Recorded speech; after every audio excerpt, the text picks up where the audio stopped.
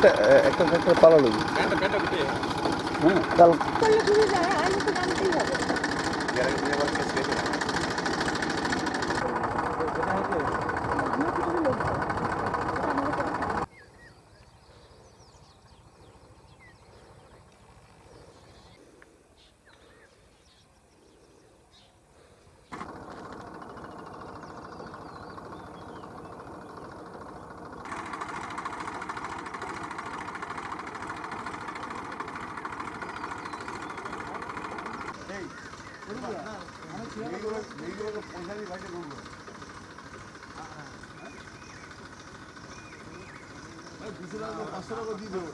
না, এগুলো কোনো চালান নেই।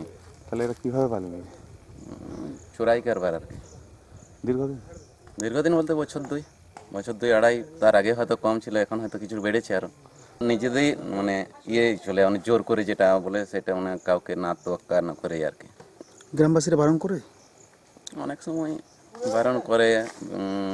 বারণ করে বলতে হয়তো এইগুলোর জন্য বারণ করে না যে চোরাই কারবারে চালাচ্ছে সেটার জন্য নয়, কিন্তু ব্যাপারটা হচ্ছে হয়তো গ্রামের মধ্য দিয়ে রাস্তায় গাড়ি যাচ্ছে, সে গাড়ির পারপাসে কিছু দাবি দেওয়া তারা করে যে আমাদের রাস্তাঘাট খারাপ হচ্ছে তার জন্য। আমার এখানে কর্মীদের কাছে শুনতে পাচ্ছিলাম যে এরকম সকাল থেকে ভোর 3:30 থেকে 25-30টা ট্রাক্টর এখান থেকে বালি নিয়ে চলে যায়। হ্যাঁ, প্রশাসনের এটা নজরে আসা উচিত ছিল। এনিহাও আমিও প্রশাসনের মধ্যে পড়ি। আমি কালকে শোনা মাত্র আজকে আমি 5:30টার সময় এসেছি। এসে আপনারা দেখুন যে ট্রাক্টরগুলো কেমন পড়ে আছে, আমাদের দেখে ছুটে পালিয়ে গেল। হ্যাঁ, 14-15 ট্রাক্টর ছিল। আমরা এত বড় নদীরটা আমরা ছুটে সবগুলো করতে পারলাম না। আমরা 4টেকে আটকেছি আর বাকিগুলো সব পালিয়ে গেল। তো সেই জন্য এই প্রাকৃতিক সম্পত্তি এটা কিন্তু সরকারের, এটা কারো মানুষের নয়। মাফিয়াগিরি করবে আর মমতা বন্দ্যোপাধ্যায় 24 ঘন্টা কাজ করবে, এটা চলতে পারে না। সেই জন্য তিনি বারবার করে বলেছেন এই বালি চক্রের বিরুদ্ধে, দালাল চক্রের বিরুদ্ধে যেন রুখে দাঁড়ানো হয়।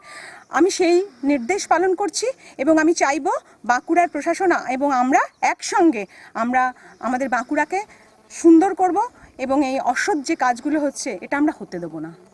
পুলিশ এবং বিএলআরও কি ভূমিকা দেখতে পাচ্ছেন? আমি বিএলআরের সঙ্গে কন্ট্যাক্ট করতে পারিনি। আমি ডিএম এর সঙ্গে কন্ট্যাক্ট করেছি, এসপির সঙ্গে কন্ট্যাক্ট করেছি। তারা পুলিশ ফোর্স পাঠিয়েছেন, এরপরে আবার কথা হবে।